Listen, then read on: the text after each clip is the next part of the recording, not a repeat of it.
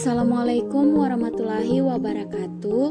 Perkenalkan, nama saya Alvina Damayanti Tasaka dengan NIM 192511549, Program Studi Farmasi, Fakultas Sains dan Teknologi Universitas 19 November Kolaka. Dalam video kali ini, saya akan membawakan materi tentang kasus epilepsi. Sebelumnya, saya akan terlebih dahulu menjelaskan apa itu epilepsi dan penyebab dari epilepsi atau kejang. Epilepsi adalah gangguan pada sistem saraf pusat akibat pola aktivitas listrik yang berlebihan di otak. Hal ini menyebabkan penderitanya mengalami kejang secara berulang pada sebagian atau seluruh tubuh. Belum diketahui secara pasti apa yang menyebabkan kondisi epilepsi, tetapi diduga terkait dengan kondisi sebagai berikut, seperti cedera kepala, malformasi arteri vena, meningitis, HIV atau AIDS, lumpuh otak, neurofibromatosis, dan sindrom Down.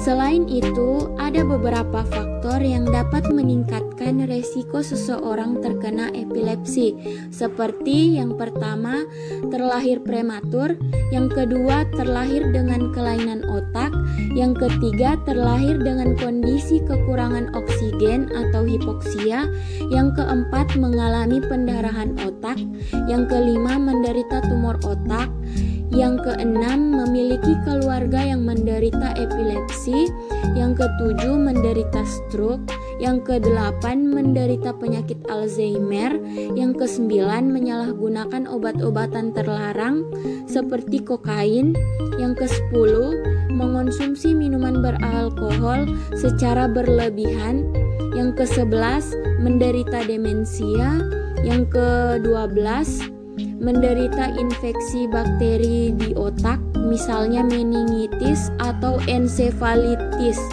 Yang ke-13, menderita infeksi saat kehamilan sehingga janin mengalami kerusakan otak, dan yang terakhir mengalami malnutrisi.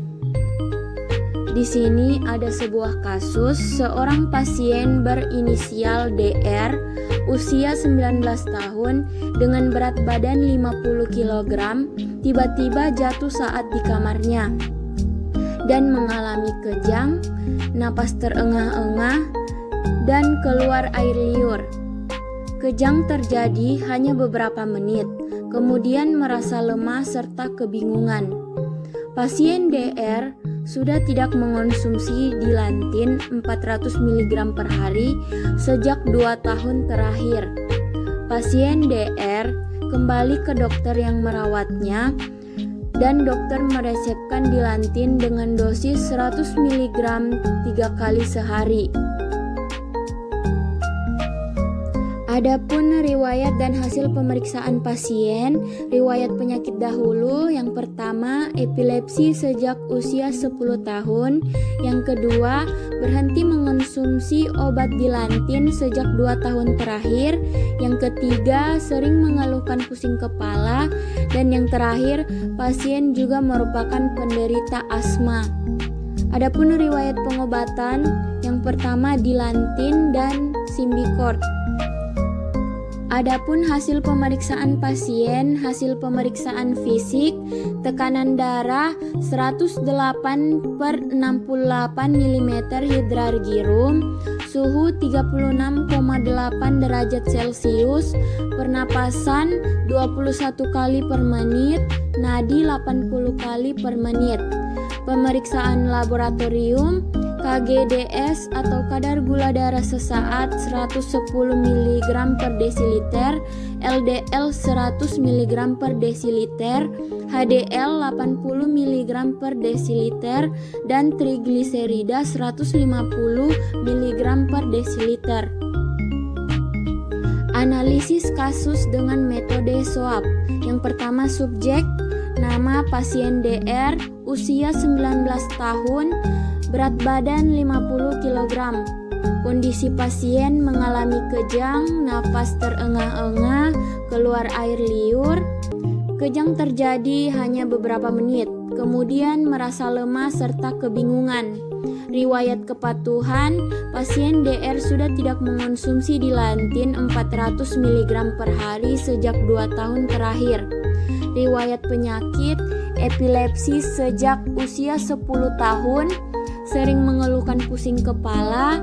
Pasien DR juga merupakan penderita asma. Riwayat pengobatan dilantin dan Symbicort.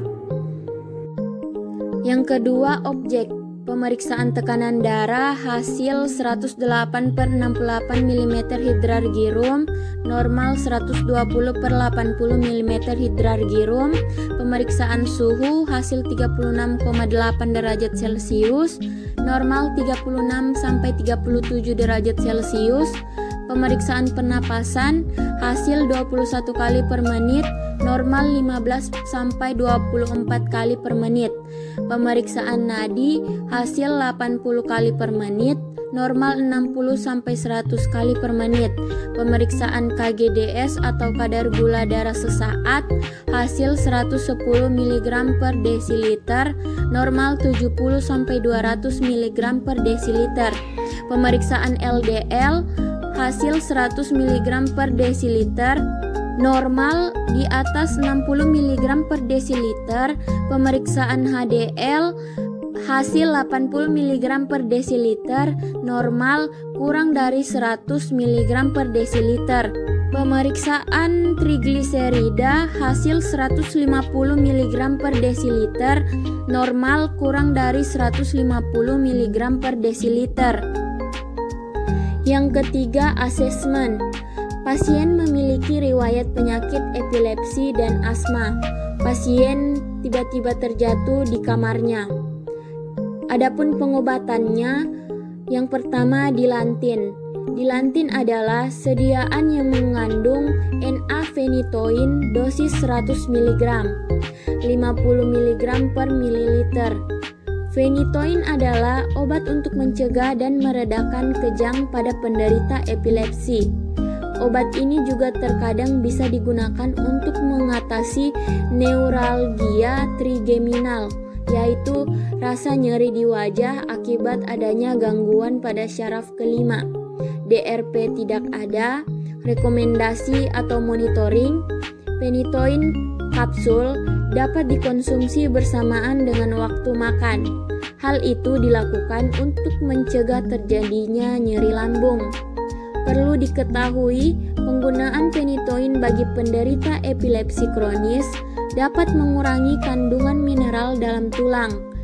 Phenytoin juga berisiko mengurangi vitamin D dari dalam tubuh, sehingga menyebabkan rendahnya kadar kalsium dan fosfat dalam darah. Obat yang kedua, Symbicort. Symbicort merupakan obat asma dengan kandungan budesonid dan formoterol fumarat.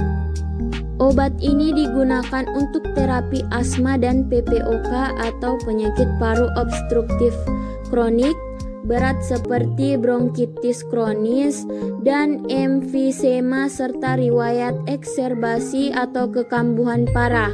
Asma berulang yang disertai dengan keadaan sesak, batuk, dada terasa berat, atau kombinasi dari beberapa gejala di atas. DRP tidak ada. Rekomendasi atau monitoring, lakukan pemeriksaan ke dokter jika keluhan efek samping tidak kunjung reda atau semakin parah.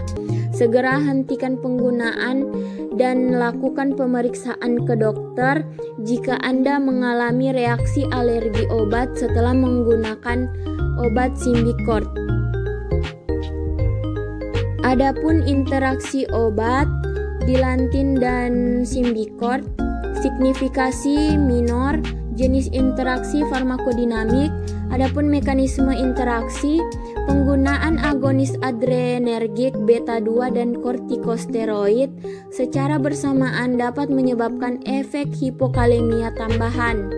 Karena agonis beta 2 terkadang dapat menyebabkan pemanjangan interval QT Perkembangan hipokalemia dapat meningkatkan resiko aritmia ventrikal termasuk torsade de Pointes.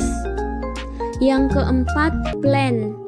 Yang pertama, pasien harus patuh mengonsumsi obat epilepsi. Yang kedua, perbaikan pola hidup seperti pengaturan diet, pola makan, dan olahraga teratur. Yang ketiga, pasien harus menghindari faktor pencetus kambuhnya asma seperti dingin, debu, dan stres. Yang keempat, mengendalikan kejang menggunakan monoterapi tanpa menyebabkan efek samping yang tidak diinginkan. Untuk komunikasi, informasi, dan edukasi, beritahu orang tua agar dapat memberikan makanan yang tidak menyebabkan kenaikan berat badan pada anak, seperti makanan yang banyak mengandung lemak. Sarankan kepada orang tua agar anaknya tidak terlalu kecapean dan tidur yang cukup. Penggunaan obat harus sehemat mungkin dan sedapat mungkin dalam jangka waktu pendek. Jika terjadi kambuhan SE, segera hubungi dokter.